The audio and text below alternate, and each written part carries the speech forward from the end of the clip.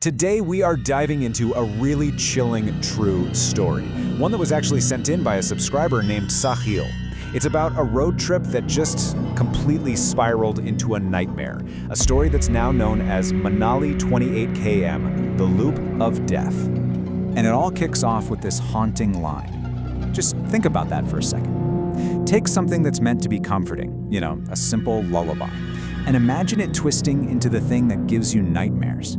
How on earth does that happen? Well, to get it, you have to picture this scene. It's the middle of the night, like 3:30 a.m. A guy named Samai is just staring into a mirror, and he's singing a soft lullaby to his own reflection. But his eyes are bloodshot, there are these weird marks on his neck, and he's got this little smile that is just completely unsettling. And his friends? They're just watching from the doorway, totally frozen. So, how did they get to this point? To understand how a guy ends up singing a creepy lullaby to himself in a mirror, we actually have to go back. We need to rewind about a month to see where this whole thing started. So, our narrator is Sahil. He's on a road trip with his three best friends, Chirag, Arun, and Samay. And this trip, it wasn't just for fun, it was kind of for Samay. See, a few months before, Samay's younger brother was tragically killed in a car accident. And Samay, he used to be the life of the party, But ever since the accident, he'd just become quiet and totally withdrawn. His friends figured, hey, maybe a trip to the mountains, to Manali, could help bring the old Samay back. They were just trying to help, The first few days of the trip are great, exactly what they were hoping for. But on day 3, they decide to visit the famous Rotang Pass. And they had no idea, but they were driving straight into a place the locals literally call the Valley of Death. As they're heading out, the guy at their hotel reception gives them this weirdly specific piece of advice.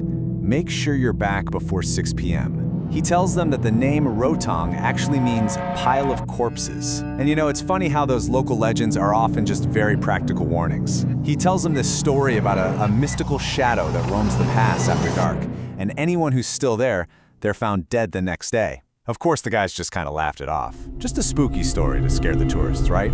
So they get to Rotang, and the views are absolutely incredible. They totally lose track of time, and before they know it, the sun is long gone. The drive back is on these dark, winding roads, and then this thick, heavy fog rolls in, so thick you can barely see a thing. They're deep in the Valley of Death, and they're about to get stuck in what's known as the 28 km loop. Okay, so it's 9:15 p.m. They pass a milestone that says Manali 28 km. Sahil spots a man just sitting on it, which is weird because he's not dressed for how freezing cold it is. Whatever. They drive on for a solid 20 minutes, and then they see it again. The exact same stone. Manali 28 km. They're confused, thinking maybe they took a wrong turn, but then, at 11 o'clock, it happens a third time. That's when the confusion turns into pure dread. They've been driving for almost 2 hours, and they've made zero progress. But believe it or not, being stuck in some kind of time loop wasn't even the scariest part. The real horror was just getting started. It's right after they see that stone the second time that the real panic starts to creep in. Because they start talking, and they figure out that the problem isn't just that they're stuck, it's that they might not even be stuck in the same reality. Yeah, their shared experience was literally breaking apart. Sahil saw the man in the dhoti, but Chirag, he swears he saw a little girl holding a toy.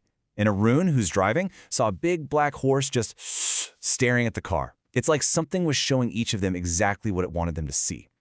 And then there's Samai. He didn't see anything specific. He just kept saying over and over that someone out there needed their help and they had to stop the car. Right when they're all arguing, Arun just yells, "Shut up! Look!" And there, right outside the window, is a boy, maybe 15 years old. He's keeping pace with the car, which is going about 40 kilometers an hour. He's covered in dirt, his face is all bruised and bleeding, but he's not even breathing hard. He's just gliding alongside them, effortlessly. The other three are freaking out. Arun is flooring it, trying to get away. But Samai, he's totally calm. He just says, "See? I told you, he needs our help." And then he rolls down his window and just stares at this impossible kid. As they finally pull away, Sahil looks in the rearview mirror and sees the boy waving at them. And the really chilling part? Samai is smiling and waving right back at him. Somehow they finally break out of the loop and get back to their hotel around 2 in the morning. They are just shattered, exhausted, terrified. They all silently agree not to talk about it, just hoping they can sleep it off, pretend it was all a bad dream. But the thing is, they didn't leave the horror on the road.